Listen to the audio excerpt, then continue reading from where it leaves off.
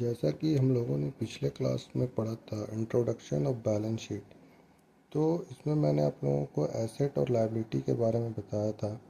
अब यहाँ पे एसेट का टाइप्स ऑफ एसेट कितना होता है, लायबिलिटी टाइप्स ऑफ लायबिलिटी कितना होता है। बिकॉज़ हम यदि ये चीज़ नहीं जानेंगे तो हमें ये चीज़ पता ही नहीं होगा कि जो हम लोग टैली में काम करेंगे तो हमें ये चीज़ पता होना चाहिए कि कौन सा करंट लायबिलिटी ग्रुप में जाता है। जब भी हम लोग टैली में लेजर क्रिएट करते हैं तो हम लोगों को ये पूछा जाता है कि ये कौन सा सब ग्रुप में है, ये कौन सा अंडर ग्रुप में जाएगा। इसके लिए हम लोगों को ये पता होना चाहिए कि यदि ये लायबिलिटी है तो कौन सा लायबिलिटी है, यदि ये एसेट है तो कौन सा एसेट है। तो जैसा कि सपोज़ ये बैलेंस शीट है, इसका ढांचा जब बैलेंस शीट प्रिपेयर करेंगे उस समय हम लोग बताएंगे आपको। जैसे यहाँ पे ये ऐसा सिंपली ढांचा रहता है, इधर ये लायबिलिटीज़ है और यहाँ पे एसेट है। तो लायबिलिटी के बारे में तो हम आपको बता चुके हैं पहले भी, और ऐसे भी नॉर्मली हम आपको बताते हैं कि लायबिलिटी जो होता है वो फ्यूचर में होने वाला लॉस होता है, यानी उसको कंज्यूम आज कर लेते हैं उस चीज़ को, लेकिन उसका पेमेंट हम लोग फ्यूचर में करते हैं। जैसे कि हम कोई कार ख़रीद लिए तो आज हम उसका यूज़ कर रहे हैं, लेकिन उसका पेमेंट हम लोग धीरे धीरे करते हैं, तो वो हमारा लायबिलिटी है।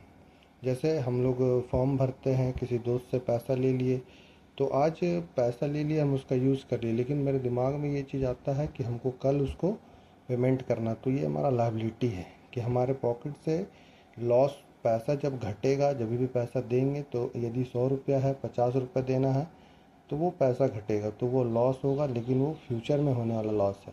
क्योंकि आज हम यदि किसी से पैसा लेके काम किए हैं तो हमको पता है कि नेक्स्ट डे हमको उसको पैसा देना है। वो लॉस आज ही बुक हो गया था, बट हम लोग पेमेंट नेक्स्ट डे किए हैं। तो ये लायबिलिटी का एग्जाम्पल विद डेफिनेशन हम आपको बता चुके हैं पहले भी। आप लोग ज़्यादा जानने के लिए पुराना वीडियो मेरा देख सकते हैं, पहले वाला स्टार्टिंग वीडियो। और यहाँ पे क्या है कि लायबिलिटी जो होता है, बेसिकली लायबिलिटी का दो पार्ट होता है या दो टाइप्स होता है। एक होता है फिक्स्ड लायबिलिटी, ये हम समझाने के लिए आप लोगों को लिख रहे हैं, एक्चुअली में इसको लायबिलिटी ही बोला जाता है। और एक होता है करंट लायबिलिटी। तो करंट लायबिलिटी जो होता है, करंट लायबिलिटी क्या होता है कि विद इन अ ईयर, यानी एक साल के अंदर इस पैसे को आपको, या जो भी इसका कर्ज है, ये आपको चुका देना है। तो जैसे इसमें आता है आपका क्रेडिटर्स, हम लोग जिससे माल लेते हैं। बैंक ओवरड्राफ्ट, यदि हम लोग बैंक से ज़्यादा पैसा निकाल लिए, कैश क्रेडिट का सुविधा है, तो ये सब जो है ये आपका करंट लायबिलिटी में आता है।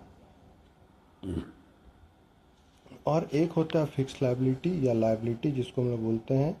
तो इसमें क्या होता है, ये लॉन्ग टर्म चलता है, यानी कि ये विद इन अ ईयर नहीं होगा, ये एक साल से ऊपर होगा। जैसे मेरे ऊपर कोई कार लोन है या बिल्डिंग लोन है कंपनी का, तो ये सब जो होता है ये फिक्स लायबिलिटी में आता है। ये एक साल से ज़्यादा चलता है, तो इसको हम लोग बोलते हैं फिक्स लायबिलिटी। और जो ये करंट लायबिलिटी है, ये आपका विद इन अ ईयर, यानी एक साल के अंदर आपको चुका देना है।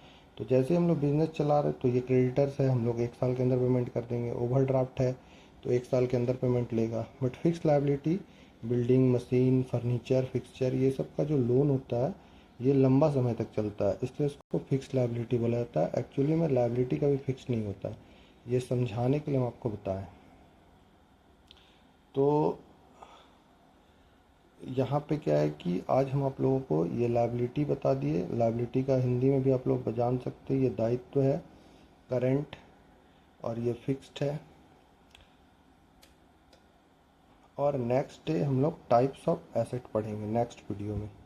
उसके बाद हम लोग ये सीखेंगे कि बैलेंस शीट बनाया कैसे जाता है, उसका ढांचा कैसा बनता है, उसका डायग्राम कैसा बनता है। Thank you.